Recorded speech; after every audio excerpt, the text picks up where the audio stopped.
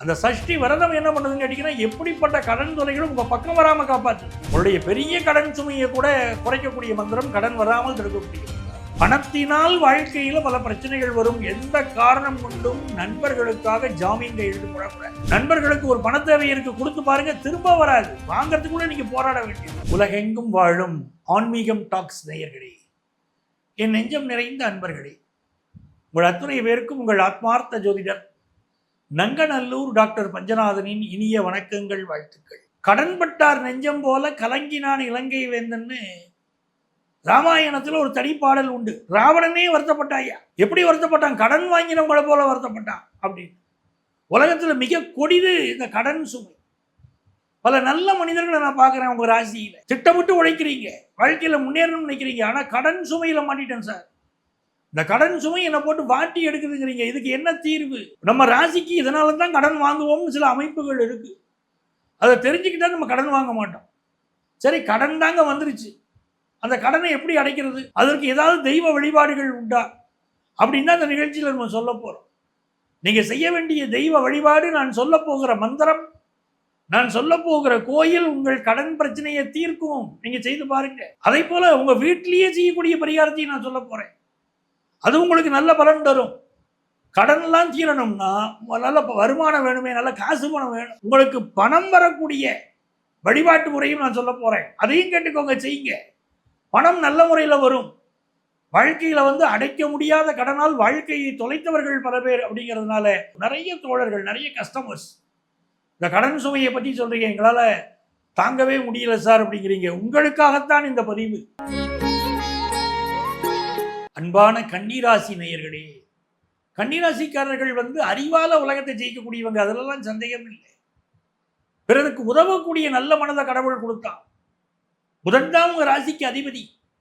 நல்ல உதவக்கூடிய மனம், கலைகள்ல நல்ல நாட்டம், பிசினஸ்ல நாட்டம், இதெல்லாம் ரொம்ப நல்லா இருக்கு. எழுத்துத்துறைகள்ல உங்களுக்கு ஈடு இணை யாரையும் சொல்ல முடியாது, அந்த அளவுக்கு நீங்க நல்லா வர முடியும். ஒரு ஓவியம் வரைந்தால் மிகப்பெரிய அளவிற்கு ஓவியம் வரையக்கூடிய ஒரு அமைப்பு உங்களுக்கு இருக்கு. ஆனால் அதை பயன்படுத்துறீங்களா அப்படின்னு கேட்டீங்கன்னா பல பேர் கிடையாது. குடத்தில் ஏற்றின விளக்கு மாதிரி பல பேர் இருந்துட்டு போயிடுறாங்க. ஆனால் நல்ல அறிவாளி. அப்படிப்பட்ட கன்னிராசிக்காரர்களுக்கு நிறைய கடன் படுவாங்க வாழ்க்கையில். என்ன காரணம்? காலபுருஷ தத்துவத்துடைய 6வது ராசி நீங்க. ருணம் ரோகம்னா நிறைய உடம்பு படுத்துதா கன்னிராசிக்காரங்களுக்கு தான் அதிகம் படுத்துது. நிறைய கடன் வருகிறதா கன்னிராசிக்காரங்களுக்கு தான் அதிக கடன் வருது. 6வது ராசி அப்படிங்கும் போது அப்படி ஆயிருக்கு. இந்த 6வது ராசியில பிறந்த நீங்க எப்பவுமே என்ன பண்ணணும்னா சஷ்டி விரதம் இருக்கணும். முருகப்பெருமானுக்குரிய சஷ்டி விரதம் இருக்கணும். அந்த சஷ்டி விரதம் என்ன பண்ணுதுன்னு கேட்டீங்கன்னா, எப்படிப்பட்ட கடன் தொல்லைகளும் உங்க பக்கம் வராம காப்பாத்துது. அதுக்கு மிக முக்கியமாக அந்த மந்திரம் இருக்கு பாருங்க. ரகன பவச ரிகன பவச ரி ரி ரி ரி ரி ரி ரி. அந்த மந்திரத்தை சொல்லிக்கிட்டே இருக்கணும். இந்த 2 வரி உங்களுடைய பெரிய கடன் சுமையை கூட குறைக்கக்கூடிய மந்திரம், கடன் வராமல் தடுக்கக்கூடிய மந்திரம். கன்னிராசிக்காரங்களுக்கு பெரிய கடன் எதனால வருதுங்க? வாழ்க்கையில குடும்பத்து பெரியவர்கள், அவர்கள் உடல்நலம் சரியில்லை வச்சுக்கோங்களேன், அதற்காக கடன் வாங்குறீங்க. அந்த கடன் பெரிய அளவுக்கு பெருகு. குரு பகவான் உங்களுடைய பாதகஸ்தானாதிபதி. உங்க பாதகாதிபதி இந்த குரு பகவான்.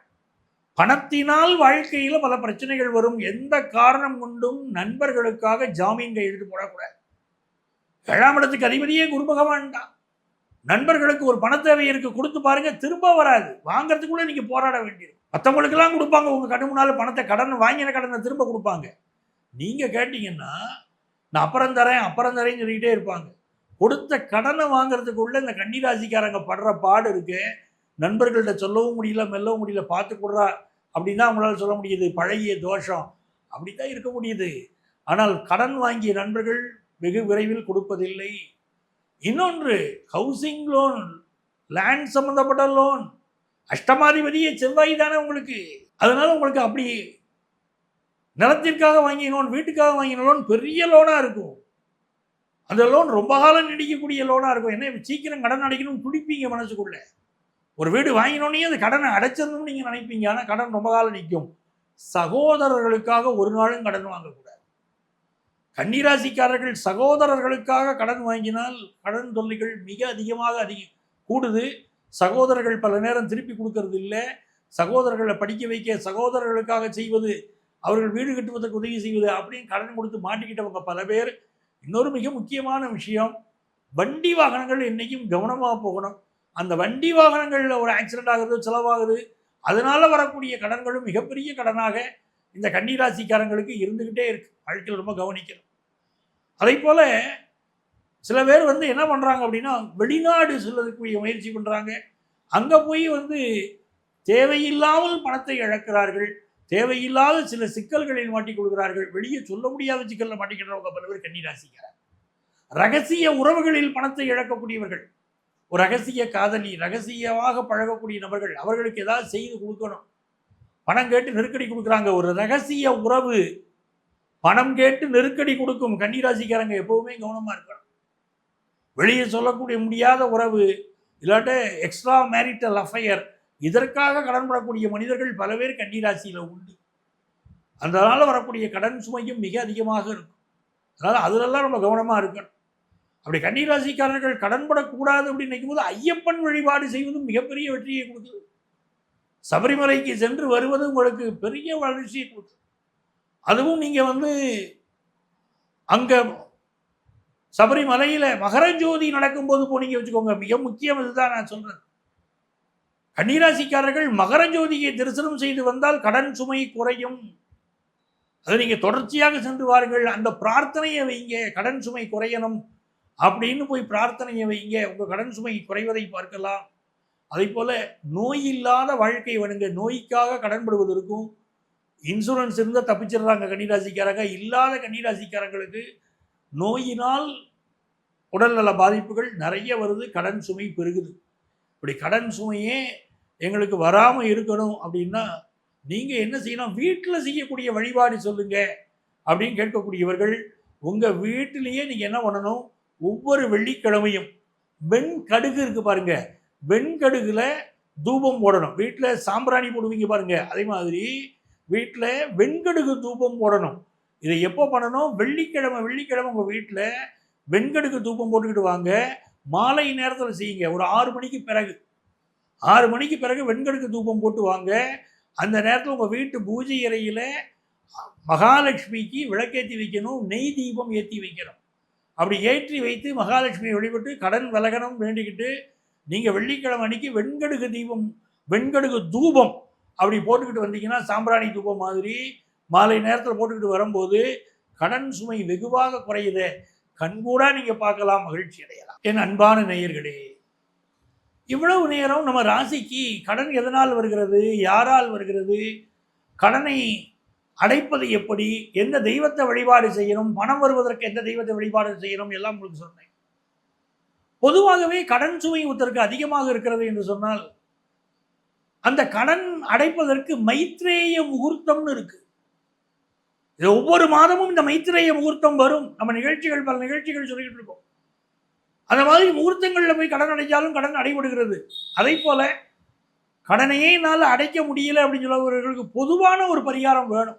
உங்கள் ராசிப்படியான பரிகாரம் நான் சொல்லிட்டேன். பொதுவான பரிகாரம் அப்படிங்கிறது, தேய்பிறை அஷ்டமி வருது பாருங்க. அந்த தேய்பிறை அஷ்டமி அன்னைக்கு உச்சிஷ்ட கணபதி அப்படின்னு இருக்கார். திருநெல்வேலி மணிமூர்த்தி ஈஸ்வரத்தில் உச்சிஷ்ட கணபதி இருக்கிறார். அஷ்டமி அன்றைக்கு அவரை சென்று வழிபாடு செய்யுங்கள், கடன் சுமை குறைகிறது. வீட்டுக்கு பக்கத்தில் பைரவர் இருப்பார். அஷ்டமி அன்றைக்கு புனுகு சார்த்தி வழிபாடு செய்யுங்க. பைரவருக்கு புனுகு சாத்துங்கள், வழிபாடு செய்யுங்கள். இல்லாட்டி ஜவ்வாது சாத்தி வழிபாடு செய்யுங்கள். அப்படி வழிபாடு செய்கிற போது கடன் சுமை வேகமாக குறையும். இதெல்லாம் நீங்கள் செய்து பார்க்கலாம். அப்போ கடனால் வரக்கூடிய வாழ்க்கை இழந்த பலருடைய விஷயங்கள் நம்ம பார்க்குறோம். அந்த லிஸ்ட்டில் நாம் வராமல் இருக்கிறதுக்கு தான் நீங்கள் என்ன பண்ணணும் அப்படின்னு உங்களுக்கு நான் சொல்லியிருக்கேன். நீங்கள் இதை செய்து பாருங்கள். வீட்டினால் கடன் வந்திருந்தாலும் சரி, எதனால் கடன் வந்திருந்தாலும் உங்களுக்கு நான் சொன்ன தெய்வீக வழிபாடுகள் உங்களை காப்பாற்றும். அதை செய்து பாருங்கள். எனதருமை நேயர்களே, இங்கே நான் சொல்லியிருக்கிறது எல்லாமே பொதுவான ராசிகளின் அடிப்படையில் பலன் சொல்லிட்டேன். ஆனால் மனிதருக்கு மனிதம் ஜாதகம் வித்தியாசப்படுது. அவங்களுடைய லக்னம் கிரக அமைப்புகள் வித்தியாசப்படுது. நம்ம பிறந்த நேரத்தை வச்சுக்கிட்டு தான் நம்முடைய தலைவிதி எழுதப்படுகிறது. ஒரு சிலருக்கு கடன் ரொம்ப அதிகமாக இருக்குது, ஒரு சிலருக்கு கடன் இல்லாத வாழ்க்கை வாழறாங்க. உங்களுக்கும் கடன் இல்லாத வாழ்க்கை வேண்டுமா? உங்கள் கடன்லேருந்து நீங்கள் முழுமையாக விடுபட வேண்டுமா? உங்கள் சொந்த ஜாதகத்தை பார்க்கணும். அதனுடைய கிரக அமைப்புகளை பொறுத்து அதனுடைய பரிகாரங்கள் செய்கிற போது கடன் அமைப்பிலிருந்து நீங்கள் விடுபட்டு நிம்மதியாக நீங்கள் வெளிவர முடியும். அப்படி உங்களுக்கு ஜோதிட ஆலோசனை தேவைப்பட்டால் எங்களை நீங்கள் தொடர்பு கொள்ளலாம். சென்னையில் டி நகர்லையும் நங்கநல்லூர்லையும் நம்ம ஆஃபீஸ் இருக்குது. ப்ரியர் அப்பாயின்மெண்ட் வாங்கிட்டு சந்திக்கலாம். நேரில் வர முடியாதவர்களுக்கு ஆன்லைன் கன்சல்டேஷனும் உண்டு. இங்கே இருக்கக்கூடிய எங்களுடைய எண்ணை தொடர்பு கொண்டு வாட்ஸ்அப் நம்பர் இதே தான். இதுலேயும் உங்களுடைய பெயரும் தற்போது நீங்கள் வசிக்கக்கூடிய ஊரின் பெயரையும் குறிப்பிட்டு ஆன்லைன் கன்சல்டேஷன் வேணும் கேட்டிங்கன்னா எங்கள் ஆஃபீஸ்லேயே உங்களை காண்டாக்ட் பண்ணி அப்பாயின்மெண்ட் டீட்டெயில்ஸ் தருவாங்க. உங்கள் கடன் சுமை தீர, உங்கள் வாழ்க்கை நன்றாக இருக்க வழிகாட்ட நான் காத்திருக்கிறேன். உங்கள் ஆத்மார்த்த ஜோதிடர் பேராசிரியர் டாக்டர் நங்கநல்லூர் பஞ்சநாதன்.